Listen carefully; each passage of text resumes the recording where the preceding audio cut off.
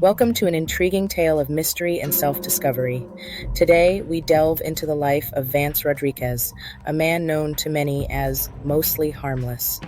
His journey is one of embracing imperfections and staying true to oneself. Join us as we explore the fascinating story of a man who left it all behind. Let's uncover the mystery of Vance Rodriguez. Vance Rodriguez was born in Lafayette Parish, Louisiana, and faced challenges that many can relate to. Growing up, he struggled with societal expectations and self-doubt. Despite being quiet and reserved, Vance harbored a creative spirit within. His teenage years were marked by uncertainty and pressure to pursue a stable career. Yet, he yearned for something more. In the school's computer lab, he came to know a man named Randall Godso. They became off and on roommates for the next 5 years. Occasionally they would go out and party. One friend of Rodriguez's wrote that she remembers him coming to her dorm and playing Nothing Else Matters by Metallica on the piano. I could be quiet around him, she wrote, and it never felt awkward. According to Godso, Rodriguez didn't graduate, but people with computer skills usually don't have a hard time finding a job. Eventually, he started work at an e-commerce company based in Baton Rouge called Shopper's Choice, where he was recognized by many as the most talented engineer on the team. The company's code base is still filled with notations of VR for code that Rodriguez wrote. Marie, who works in it, told me he was a crazy good coder. Except he would always code everything the hardest way possible, kind of like you hired Rembrandt to paint your bathroom. You know it is going to be lit, but over the top. Godso and Rodriguez were both computer nerds, with Rodriguez taking it to the extreme. Godso remembers his roommate playing games for 18 hours a day and shutting everything else out. He would go through huge bouts of depression. He'd go for a year without smiling or being nice to people. Godso recalls, Rodriguez, according to his roommate, had cut off all contact with his family. He was depressed and moody his whole life, Godso recalls. But I needed a roommate and we got along okay. Godso adds that he doesn't remember Rodriguez ever showing any interest in spending time in the wild. Outside was between the car and the building. He wasn't particularly collaborative, but he would sit down, put on his headphones, listening to Temple of the Dog, and rage against the machine and solve problems. As the problems got more complex, he got more comfortable. He was quiet, but not, to his coworkers, perversely so. If you're asking me if he is the guy who shows up at the party in a clown suit blasting things out of a cannon, that's not him, says a former colleague named Corey Tisdale. But he would go to holiday parties and not look miserable. He ate once a day, often pizza from Walmart or lasagna from Pasta Kitchen. He wore black jeans, a black shirt, and a black trench coat. He had long, dark hair almost down to his waist. One day he cut it all off and gave it to Locks of Love. He attended Dragon Con. He appeared to suffer from some mental health issues, but according to Marie, he refused conventional medicine. He self-medicated with drinking and chocolate, she says. He would go on what Marie and other friends called outages, where he lay immobile for days, refusing food and all human contact. But eventually he would snap out of it. He wore his sadness like an extra layer of skin, Marie recalls. But she adds, I truly dug his imperfectly perfect solitary singular self. Vance reportedly tried to take his own life at just 15 years old and was emancipated by a Lafayette court at 17, where relationship problems continued. In April 2017, he headed into the woods, leaving behind his passport, wallet, and credit cards, along with unopened food, in his New York City apartment. He transformed into a hiker, leaving behind his life in New York. His disappearance marked the beginning of a new chapter, one shrouded in mystery. He was found deceased in July 2018 in the Big Cypress National Preserve. His body was unidentified for 2 years, sparking intrigue and speculation.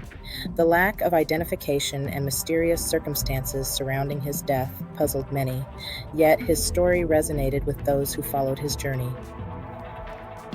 In December 2020, a former co-worker recognized Vance from photos, finally unveiling his identity. His story gained prominence through viral articles by journalist Nicholas Thompson. The revelation brought closure to the mystery of Mostly Harmless. Let's check out these clips. Call your county 911. What is the address of your emergency? I'm at Big Cypress National Preserve. We just found a dead body. Are you on the trail? Yeah, I'm on the trail, and then the dead body is at the Camp Noble site.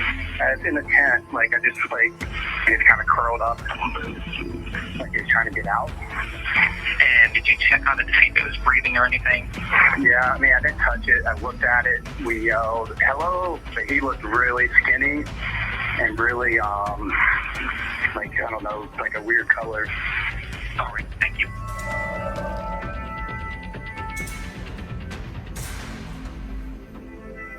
This is Southwest Florida, well known for the wildness, the swamplands. July is a very wet, extremely hot month. Not the time of year you typically have people camping. It is out in the middle of the Everglades.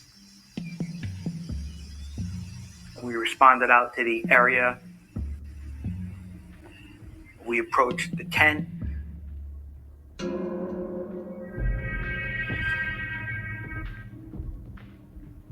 When we discovered the decedent, we observed that he did appear to be very thin. And we found a considerable amount of cash. So it was not like this person was indigent or had no resources available.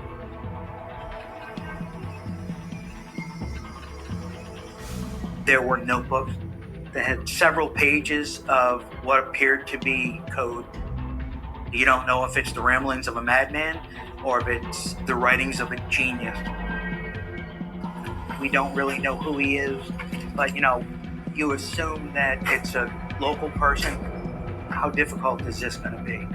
2 or 3 days, we'll have this guy ID'd, we'll get him back home where he belongs. And that certainly turned out not to be the case. Basically, by day, I'm the mild-mannered delivery person who leaves clothes at your door. And at night, I'm on a laptop or my iPhone trying to get unidentified people identified. In this country, there are anywhere from 30,000 to 80,000 unidentified people. I went on to Facebook and I remember seeing that there's a group about him. And I was like, oh, cool. So I hit add and I got in. I felt like maybe I could help. I never thought it would get this far. The medical examiner's office was unable to determine the cause of his death. He was at approximately 83 pounds total body weight. That is beyond extremely thin. He was into the malnourished territory. There was no trauma, no injuries, no noted diseases, no illicit drugs in his system. The only thing that it did come back to was Tylenol. That can stay in your system from 24 to 72 hours. So we thought that within the last day or two of his passing, he was still fully functioning. Hi. My name is Kristen Adams. I'm the, do you want me to say criminal research investigator or investigative specialist? Which one? I'll restart, but which one do you want me to use? When we have an unidentified person, we do check our missing persons reports first. When the traditional ways of identification were exhausted, a flyer was completed in an effort to obtain some assistance from the community. We put characteristic. Kind of reminded me of the caveman in the Geico ad, basically, with his mouth gaping wide open. It's not a glamour shot. We had to work with what we had. We reached out to the hiking community. They posted it on their websites. We had a lot of people start to reach out to us.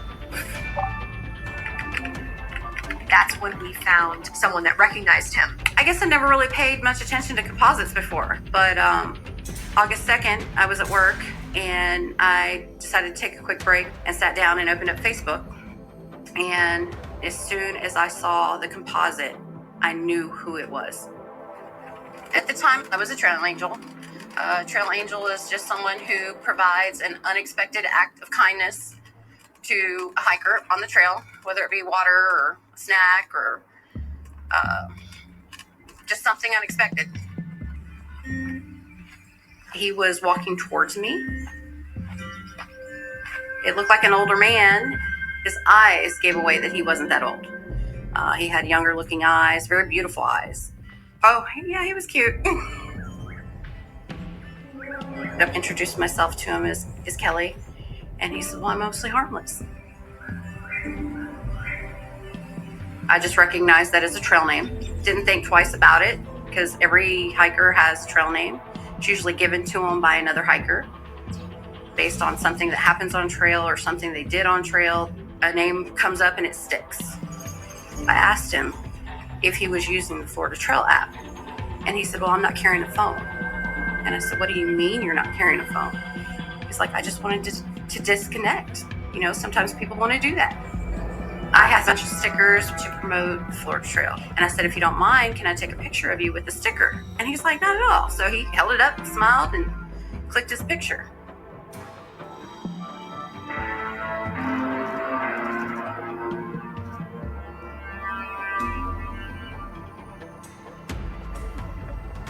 We had a sense of hope.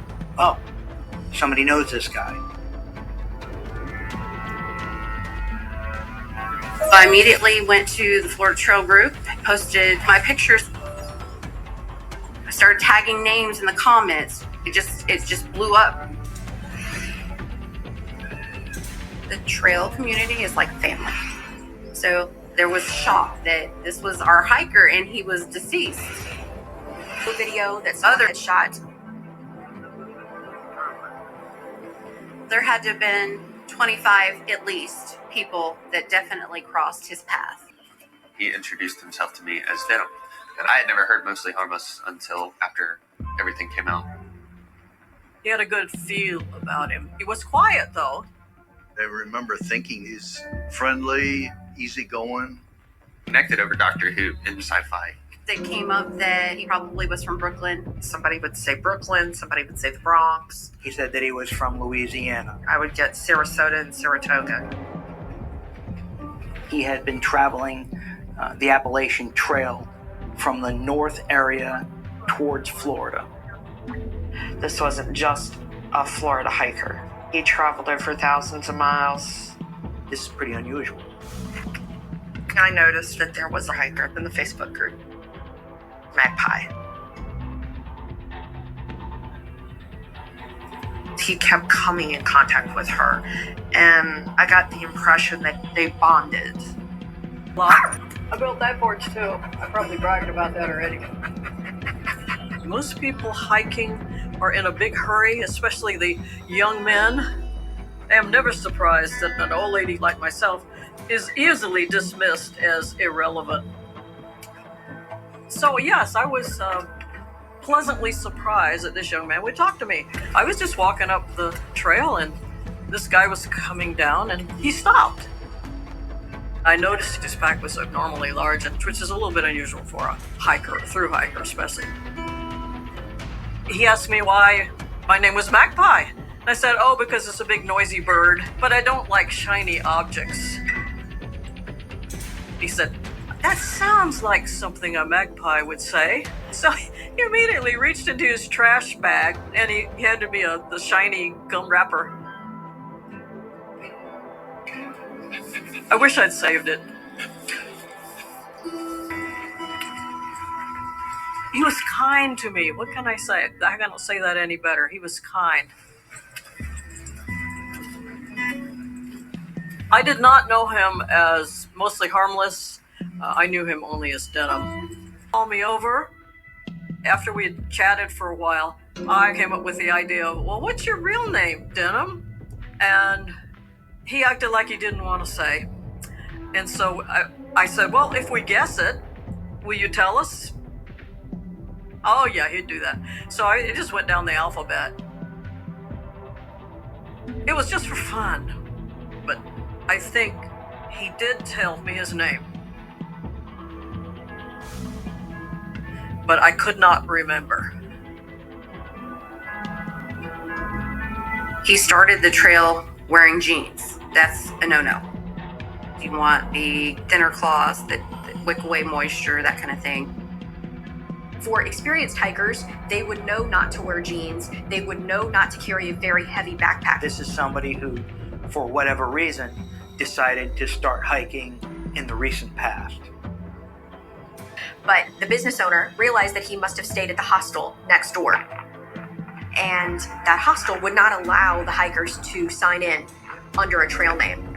They required an actual name.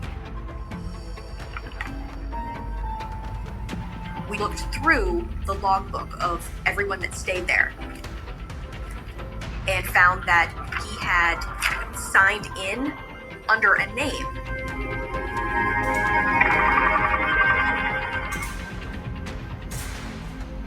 We thought, okay, we have something to work with.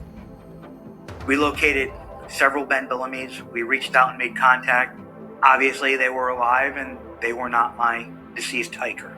We came up empty-handed, and we knew at that point that he had just chosen to use an alias for signing in. The notebook, which had computer code, it was mathematical equations, things that frankly we looked at and didn't understand. We knew it was a long shot, but at that point, we wanted to exhaust every possible resource. All right, let's release the notebooks. Let's see if anybody can recognize it.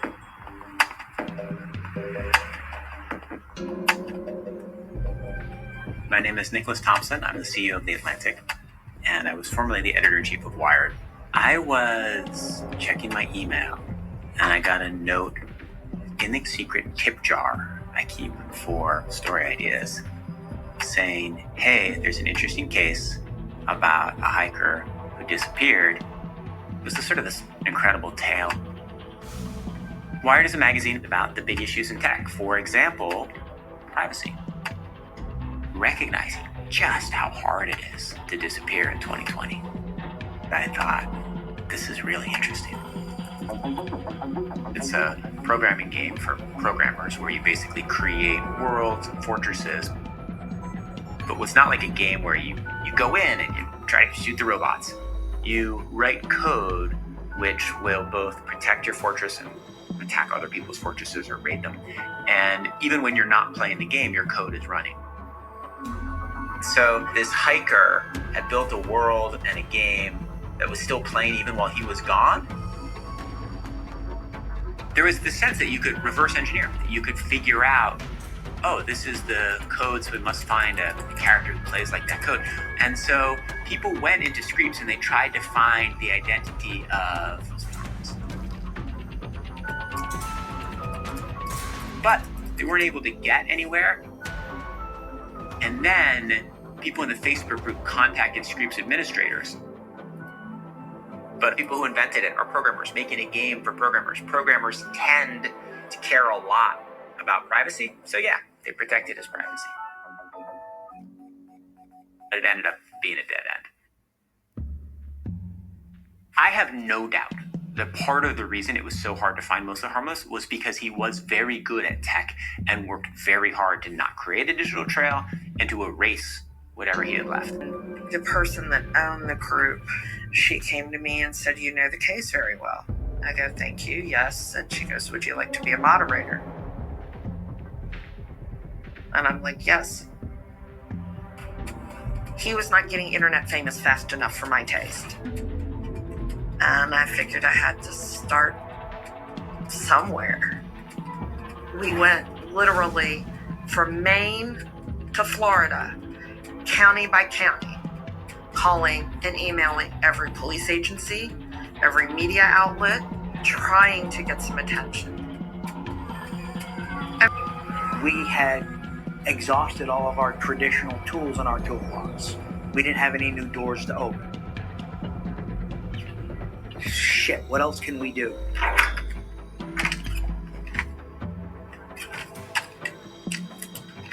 At a certain point, you have to look outside the box.